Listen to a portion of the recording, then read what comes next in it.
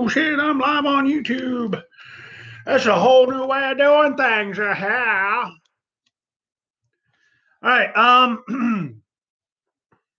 wanted to kind of play around with YouTube Live and get used to how it works.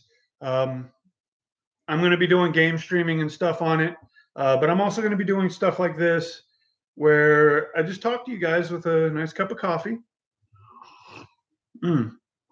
Let me show you just how humorous my dear friend is, Lieutenant Dan. Lieutenant Dan ice cream. It's a wonderful Christmas gift mug that I got from a friend of mine. She made it for me.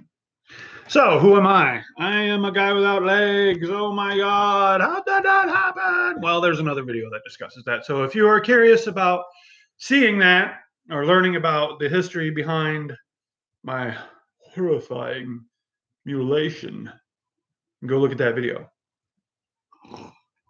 It goes into great detail about it. And it helps make me not have to answer that question 800,000 times over and over and over again. So I have been thinking about stuff to put on to YouTube because I've been seeing my subscriber count rise slowly while I haven't been putting really anything on it. I haven't been uploading, and I haven't really known what to upload. I guess the pressure is getting to me. I don't know. But after some thought, I think I know what I want to do. And it's going to be a mishmash of everything I talked about in the video where I asked you guys what you want to see, as well as some of the things that I've talked to my friends. And there was a guy that responded and said, hey, we want to see more about your life. So, I mean, that's kind of part of what I was thinking of doing anyway. And you'll definitely see some of that. But you're also going to see this, which is discussion videos about my philosophy, how I find inspiration, how I manage to push on, and any lessons or advice I think I might have for people who are going through difficulty in life. Because I know it can be hard, and I'm not going to disrespect you. A lot of people tend to take the stresses that they're going through and they hide them inside. They stuff them away, and they act very stoic or prideful because a lot of people are dismissive of the problems of others. We don't see them for what they really are or how much they're affecting somebody. We tend to kind of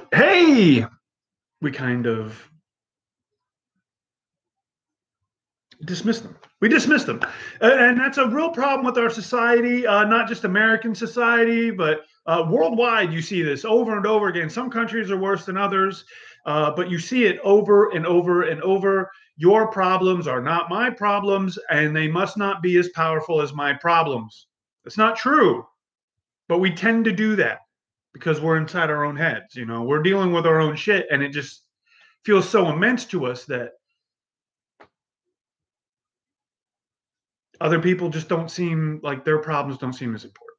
And that's not always true. So I am here to listen as well as I am here to talk because I believe that your problems are as valid as my problems.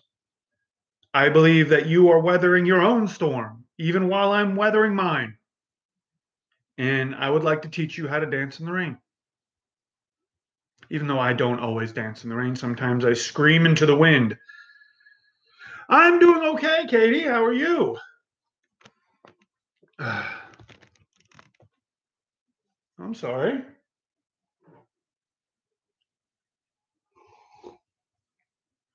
So that's enough gibber gabber at the beginning.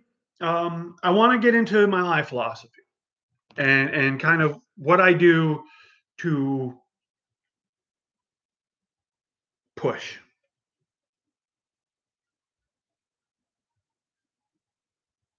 I understand your frustrations. I'm over here looking for work too, and you know, doing things to further my life, and it just sometimes it feels like it's going far too slowly, or that I'm not doing enough, or that the opportunities aren't there, or this, that, and the other. I get those days too. Um, so who am I? What do I do? Well, for anybody that doesn't know, anybody who watches this on replay or whatever, doesn't know my story, there's another video up that tells the whole story. I said that earlier. Go check that out, and you can kind of see what happened to me.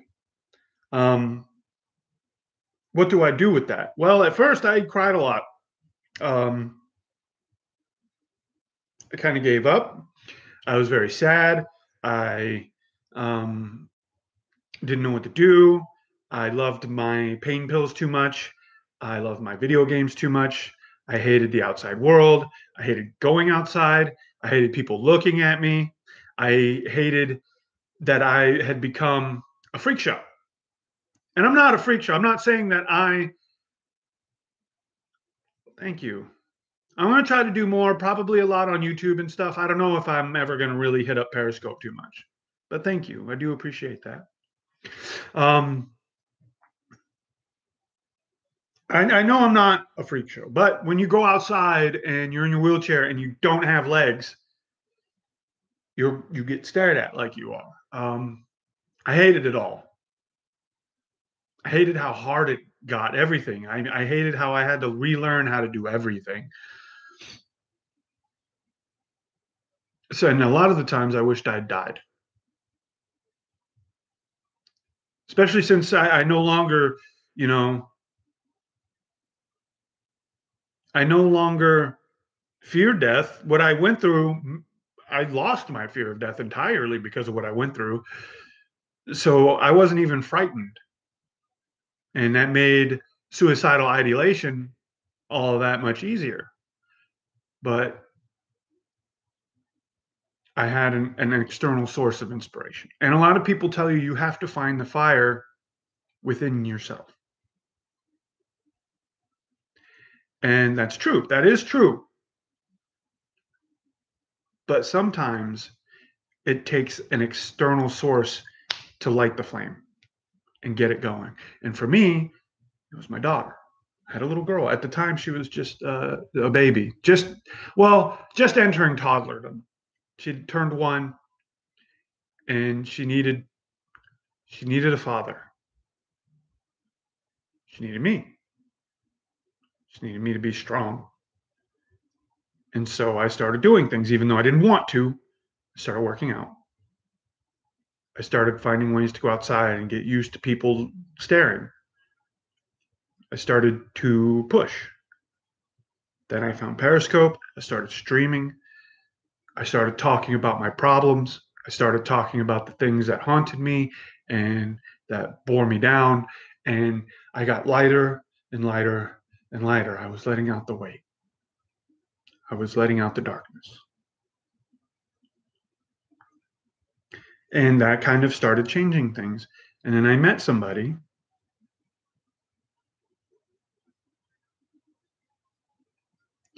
The more the merrier. I don't have just 1 or 2 people that care for me, and I don't care for just 1 or 2 people. I care about a lot of people, and I'm very lucky to have a support network that cares about me. Some people don't get that. Some people just get the shit under the stick and they don't have anybody to turn to. And they really do have to dig real deep into that darkness and find that thing that lights the flame.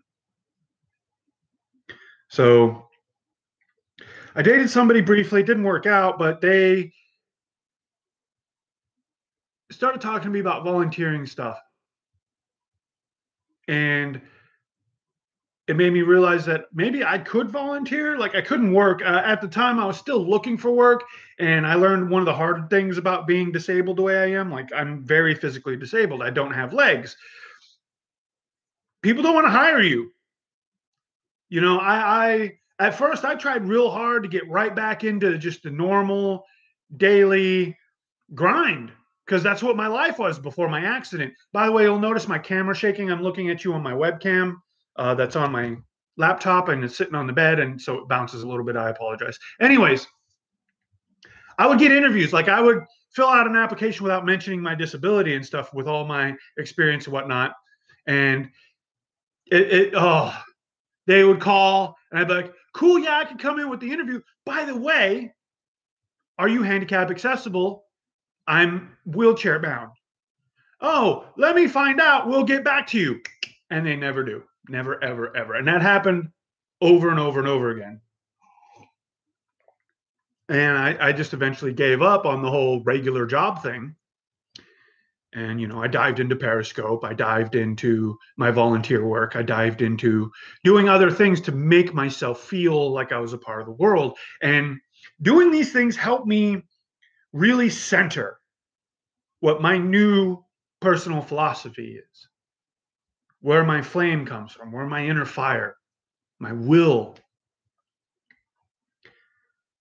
I decided that my goal in life is to leave this world a better place than I came into it, to help people, to ease as much suffering as I can.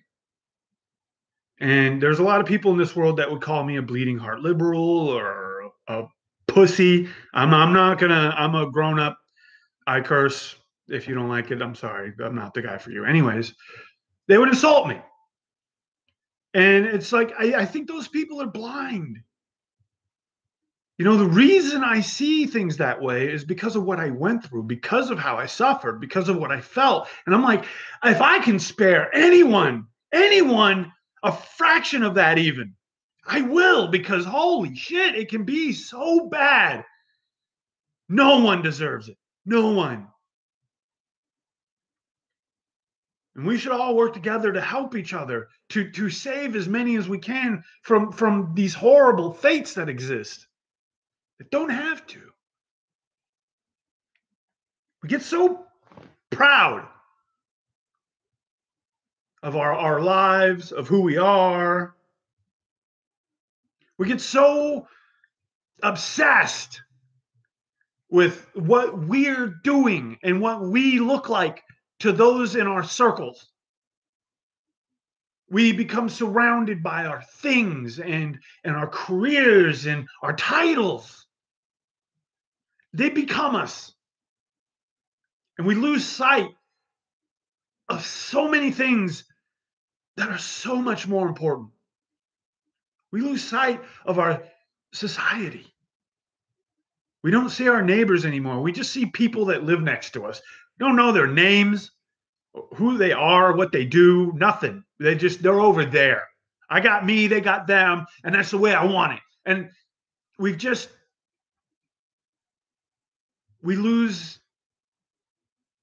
something there. We lose our humanity.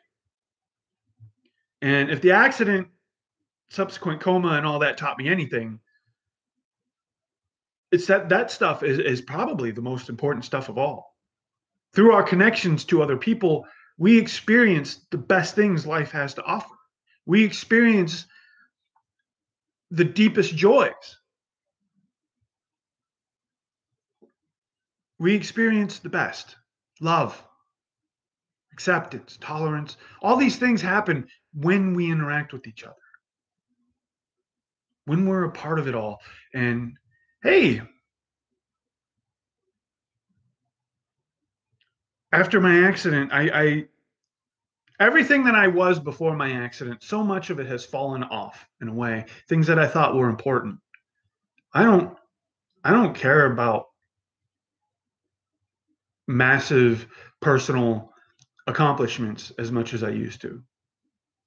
Not nearly as much. I wanted to, you know, I wasn't the best. I was actually just kind of ambling along in life. But up here, I had these big, like, I'm something important. I'm so this, I can be more. I this, I that. I wish people could see. And now it's like,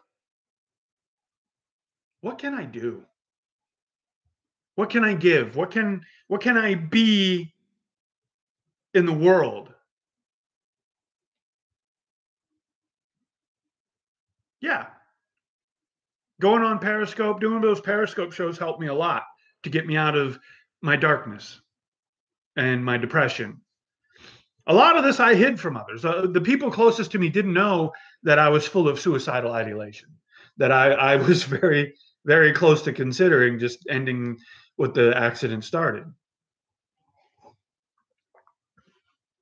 Um,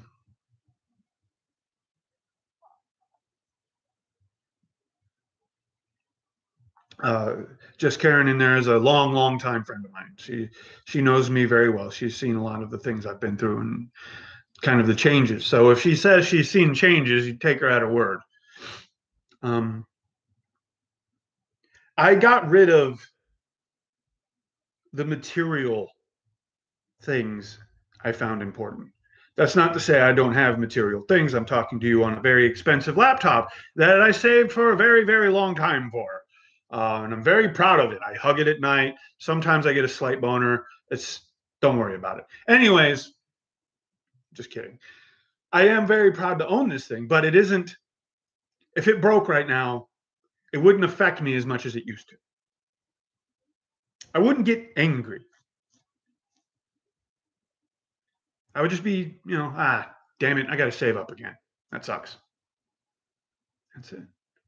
The things that bother me are when the people that I love or hold close or dear hurt and harmed, or when they suffer and I couldn't stop it, especially if I saw that I could.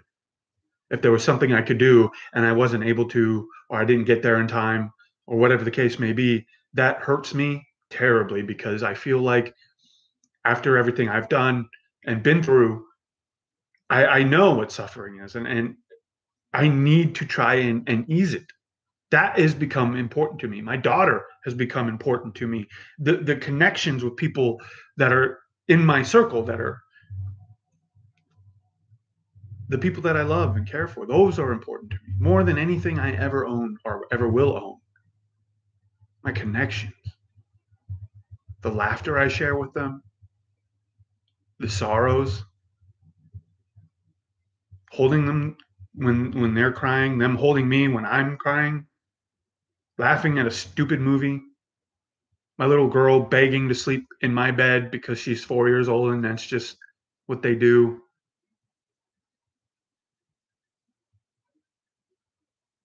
That's what's become important, the most important. And in that, I feel like I have become wealthy. I'm poor as shit.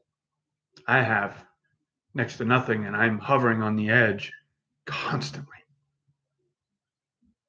I read the news about how programs that I rely on are changing, and my chest starts to hurt, and I feel a kind of stress that I don't wish on anybody. I can't believe there's millions of Americans that feel that stress. They know exactly what I'm talking about when our certain egghead and or not egghead.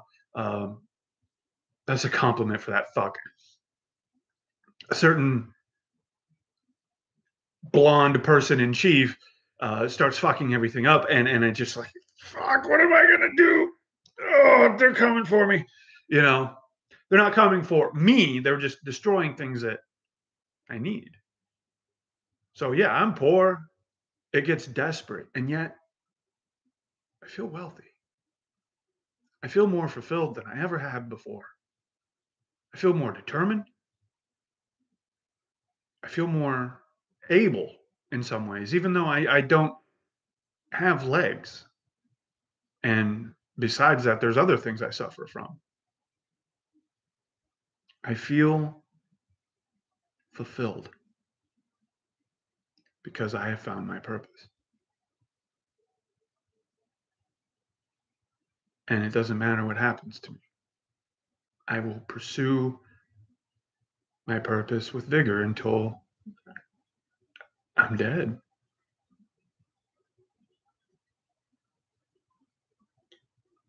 You can take my programs, my home, my precious laptop I saved so much for, all the things I own. You can throw me into a ditch, bleeding and dying, and I will claw my way out and I will fight. Not for myself.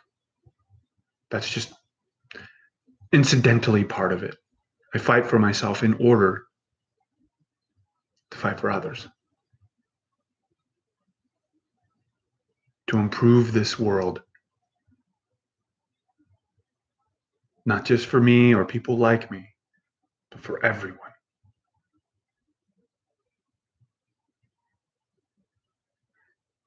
And that fills me with such inspiration and fire.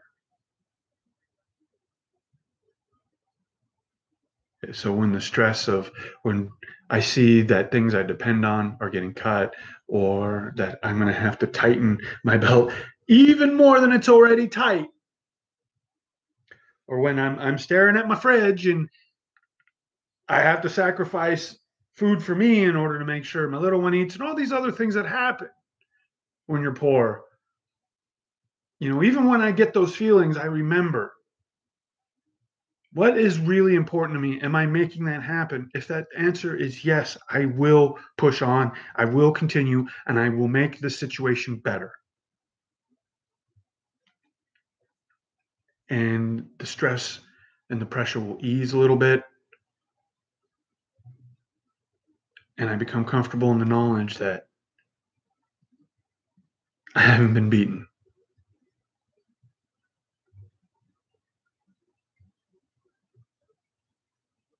Thank you. So, my personal philosophy on purpose is it's not your stuff, it's not your career, it's not the paper you have hanging on your wall or your Facebook relationship status,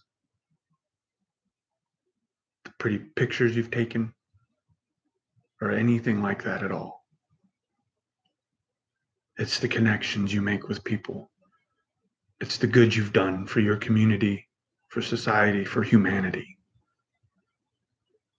It's giving back more than that's not it's improving a place, community, etc., more, to a degree more than when you came into it. Like, it's improving the world. However you can do that. Not everybody can go out and be an advocate or a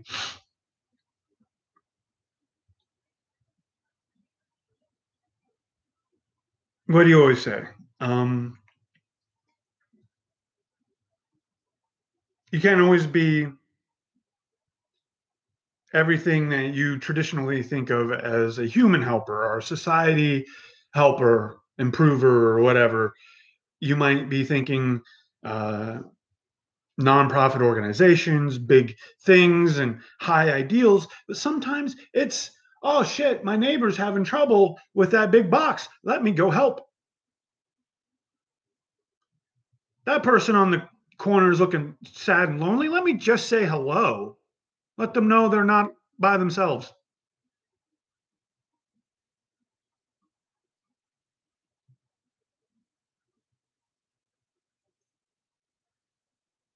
Little things matter. They cause ripples of kindness. Negativity does the same thing. Indeed. Yell at somebody, destroy their day, they're going to feel more negative, and there's a much higher chance they're going to be negative to somebody and spread that negativity. Be positive with somebody, whatever that interaction may be, you know.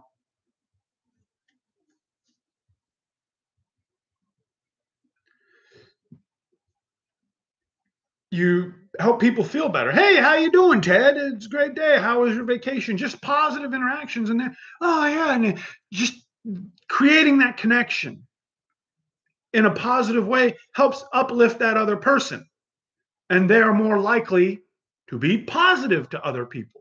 So you create ripples. Positivity, negativity. Decide. I choose positivity wherever I can. And that's not to say I am always this cheering, happy, woohoo, life's awesome person. I ain't got legs. I hurt all the time. I fucking bitch and moan like you wouldn't believe. I cry like a baby sometimes. You know, I do the ending of Blade Runner in my fucking shower. The speech is a little different, but the same thing, you know.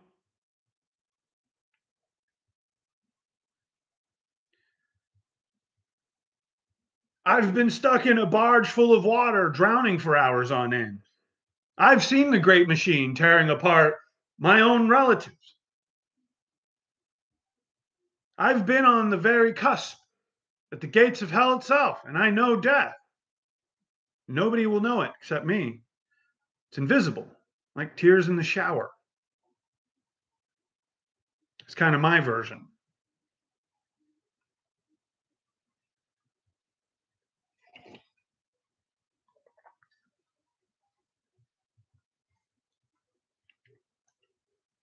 So I'm not saying be positive all the time, and you can't even force it. Sometimes you have to, because maybe you're having a bad day, but your friend is having a terrible day, and you're going to need to step up if you want to call yourself a friend. But you know, if you're having a bad day, just don't dump it on somebody else. Or if you do need to talk to somebody else, don't be shitty to them about it just because you're feeling shitty. Just be honest and hey, I need somebody. I need a shoulder. I need help.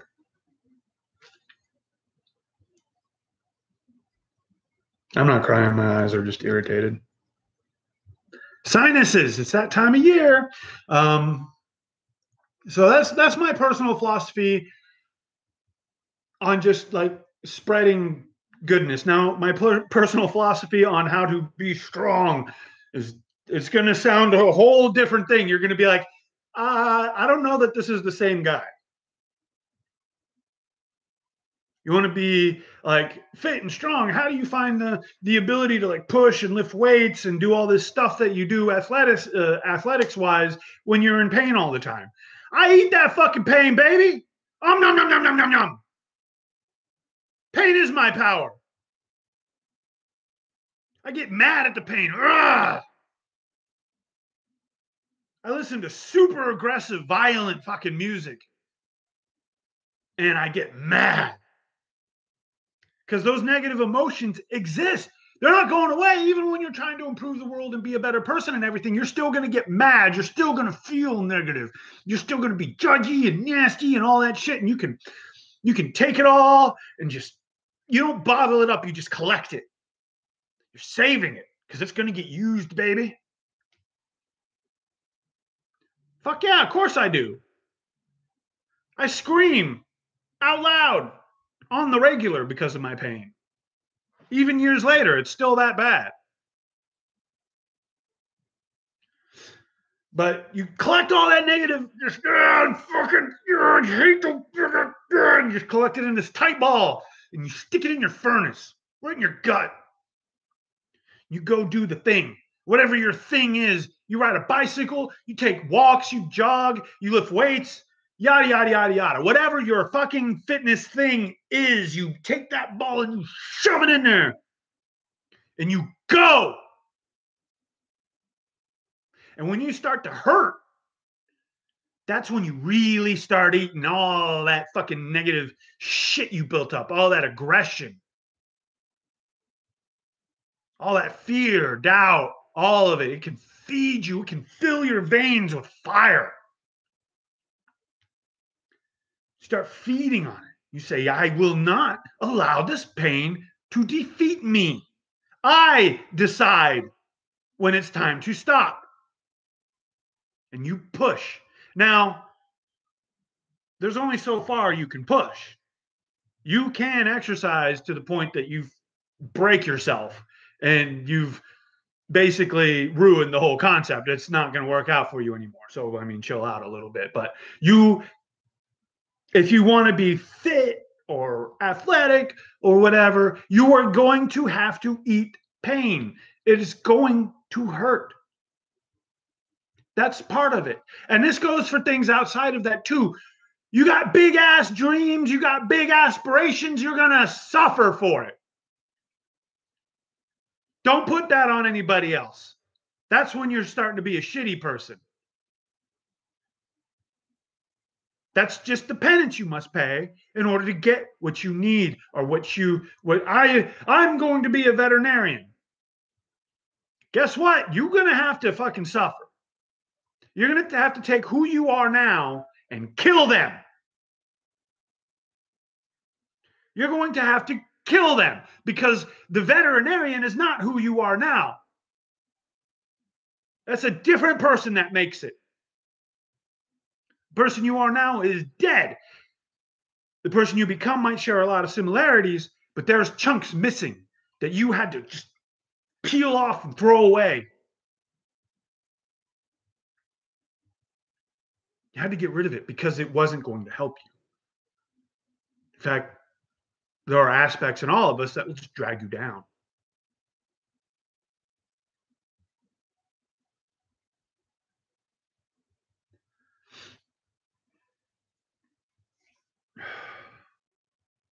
It hurts to get your dreams.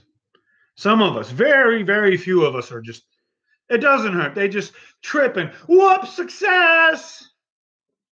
Those are not everybody. Those are so far away from the common story. It's ridiculous. It's not going to happen for you. If it does happen to you, you're the 0.01%. Congratulations. Don't be a fucking douchebag about it. Try to appreciate how lucky you were. Everybody else, get ready to hurt, to burn for it, to kill yourself for it, to reforge your core for it.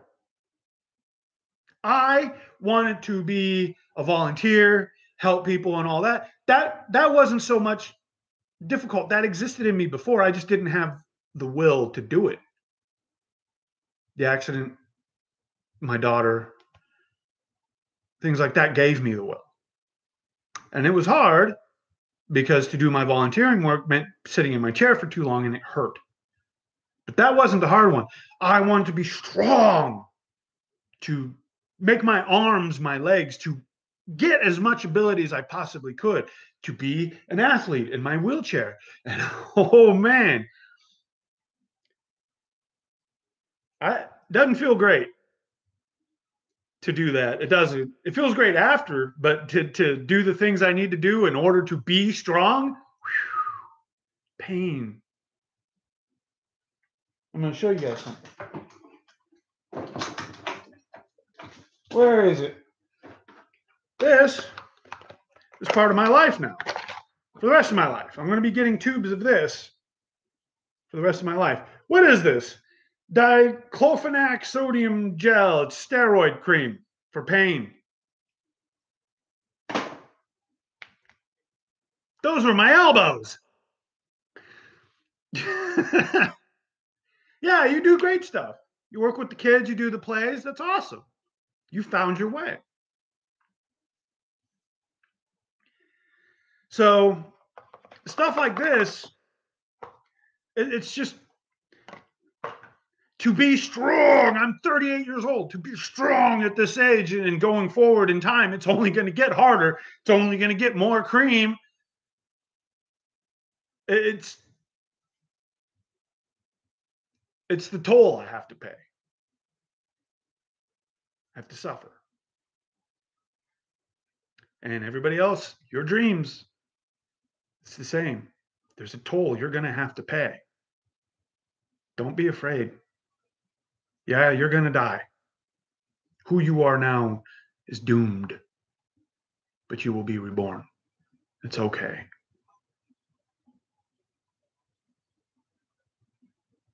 Who you become is much, much better.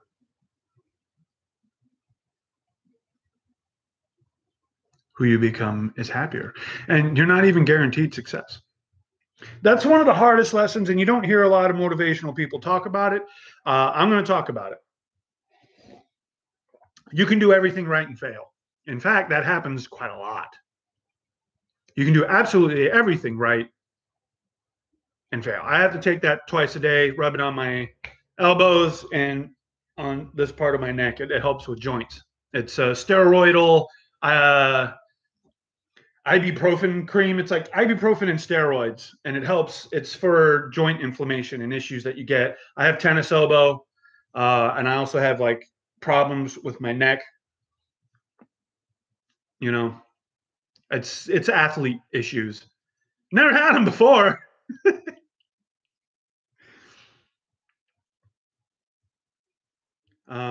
But you know, it's part of the problem. Uh-oh. Hold on one second. Who is this? Um,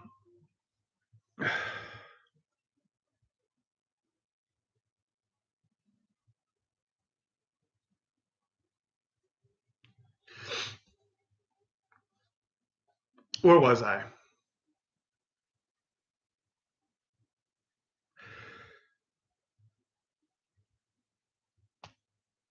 I lost my train of thought. You have to suffer for what you believe in. You have to suffer for your goals and your dreams, or else you won't get them and you're not promised them. You might not get them anyway. So don't hold on to the goal as the only thing that matters. Don't sit there and stare at this like I'm the only thing that matters is this thing. The journey, the effort, the work itself is part of the whole thing. And there are so many rewards to be found in just that. Just that. You fall short of your goal. You did everything right. You fall short of your goal. It doesn't happen. Never will happen. You've been shown that it can't happen.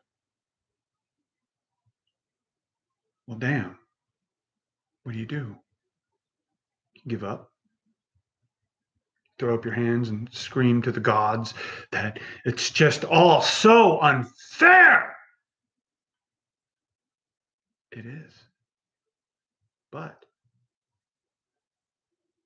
what happened to you on your way to that goal? What happened to you? You're stronger now. You've learned so much. Find a new goal, and you will be so much more prepared for it, better at it, wiser. Because the journey is what really mattered all along. It's not about the goals.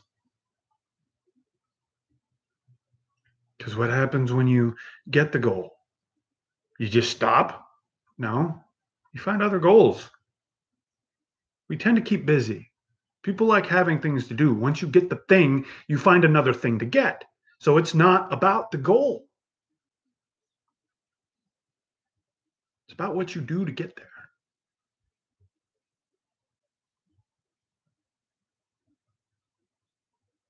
And it's going to hurt.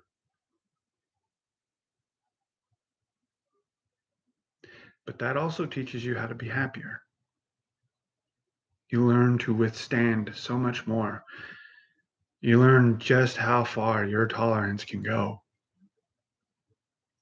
You learn to dig deep. And you find all kinds of sources for happiness that you never even thought existed.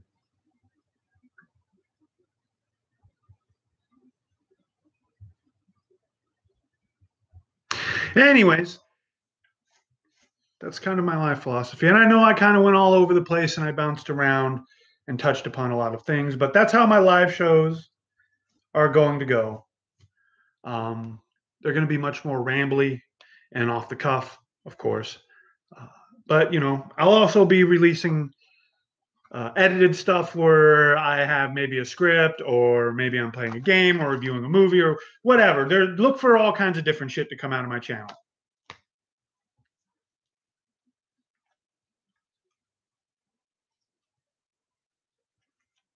And you can find that power within yourself. I know it's there. I'm going to go ahead and get off of here. I have other things I got to do, scheduling and all this boring adult obligation horseshit. Yay! But it's got to get done. So I'm going to go do that. Thank you for coming by to,